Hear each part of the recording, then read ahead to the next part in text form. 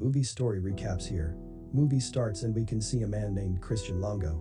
There was a charge on him for killing his own wife and kids. The police arrest him, but he refuses to tell his name, and he names himself as Michael Finkel instead. Michael Finkel is a reporter who works in the New York Times. Today he wrote his 9th article for the cover of the magazine. When his article gets published, his boss calls him and tells him that his story is fictional and that he wants everyone to read his story. He says that he has broken the basic rules of journalism, so he gets fired from that job. He gets very stressed after this because now he has no job.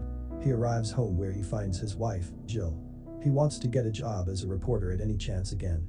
But he was not getting any job because he got fired from the New York Times, which was one of the most famous magazines. He spent 2 years without having any job. In 2003, he gets a call from a reporter who was from the origin. He tells him about Christian Longo, who was charged for killing his wife and kids. Moreover, he tells him that, when he got arrested in New York, he told his name Michael Finkel and also said that he works in the New York Times. Michael knew nothing about this murder mystery. So he decides that he will find more about this and will develop the story and will publish his reputation reply of that letter in a short amount of time, and Longo was now ready to meet him. Now Longo was sitting in front of Michael in jail. Michael starts off with questions and asks him why he used his name. He answers and says that he always used to read his articles and liked it, so when police arrested him, he used his name. Michael gets interested in his story and asks him to tell him his whole story, on which Longo agrees to tell him his whole story, but only under 2 conditions, which were that he will not publish his story until his trial will be over, and second, he will teach him how to write. Actually, Longo was very impressed by the style of Michael's writing skills and wanted to write like him. Michael agrees. He meets him multiple times in jail. Longo tells him about many things, but whenever Michael asks him about the charge on him, he never gives him a clear answer. Many months pass by like this. Longo usually used to write letters to Michael at his address.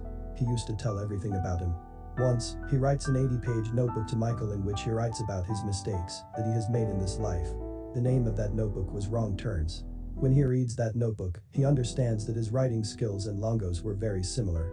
The sketches Michael used to make were in his articles, and Longo had made the same sketches in his notebook. Michael gets more impressed and starts to meet him more often. Many more months pass like this. He tells Longo that he doesn't want to write any article on him because his story was too long to be explained in an article, so he was going to write a book on him. But for this, he had to tell Michael all of the truth. He asks him if he really killed his wife and kids, which he refuses and says that he has not killed them. Longo was then taken to court as he was charged for killing his wife and his kids, but he again refuses and says that he only killed his wife and one of his daughters. He was then again taken to the jail. When Michael gets to know about this, he gets very angry as Longo had told him that he didn't kill any of them. He goes to meet up and says that he told him lies and said that he didn't kill any of them, but in front of the judge he said that he killed his wife and one of his daughters. Longo explains calmly that he was trying to protect someone whose name he cannot tell him and that he has to believe him. Michael was now fully confused. He didn't know if he still should believe him or not. When he comes out from there, he meets the detective who arrested Longo. He tells Michael that Longo was a clever person. He wants to mislead the court, that's why he only accepted that he has killed his wife and one of his daughters, and has not accepted that he even killed his other 2 kids, because he only wants to mislead everyone. Furthermore, he says that whatever Longo had told him till now is a lie, and he is misusing him. Instead, he should tell everything in the court, whatever Longo had told him, but Michael refuses, saying that he has promised Longo that he will not tell his story to anyone. But deep inside, he himself was now confused, that was Longo really innocent, or that he was believing in someone who really killed his wife and kids. Then we can see Longo, who was in court for his 2nd trial. Judge asks him to tell him the truth, on which he says that day he had gotten into an argument with his wife regarding money. When he returned home that day, he saw that his 2 daughters were not there. His other daughter was lying on floor unconscious and his wife was crying. When he asked his wife where his 2 other daughters were, on which she said that she had killed them, this made him very angry and he lost control and killed his wife. Everyone gets very shocked that someone can even kill their own innocent daughter. Judge also does not believe him and assumes that he was lying like everyone else. He also used to believe that it is Longo who has killed his wife and all 3 kids, so he sentenced him to death. Longo here sees Michael. He has a different expression on his face. He smirks at him.